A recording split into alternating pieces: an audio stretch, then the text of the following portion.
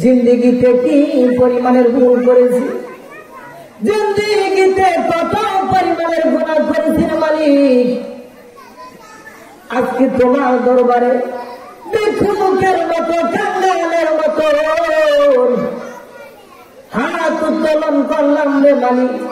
আজকের পর থেকে আর কোনদিন এমন গুনার কাজের মধ্যে লিপ্ত হব না।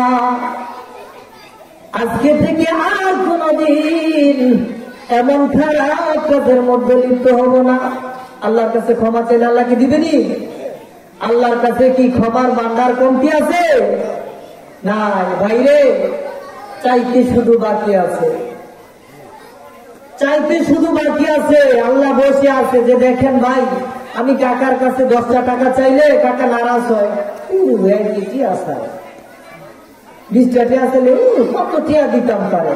আর আল্লাহ বলেন বান্দা রে, তুমি আমার কাছে না চাইলে রে বান্দা আমার খুব খারাপ লাগে। তুমি আমার কাছে না চাইলে রে বান্দা আমার মন খারাপ লাগে, আমার নারাজ লাগে। তুমি আমার কাছে কখন চাইবা, আমি তোমাকে কখন মাফ করবো? ওমর রাদিয়াল্লাহু আনহুর জামানায় আল্লাহর এক বান্দা ছিল গায়ক, আল্লাহর এক বান্দা ছিল গায়ক।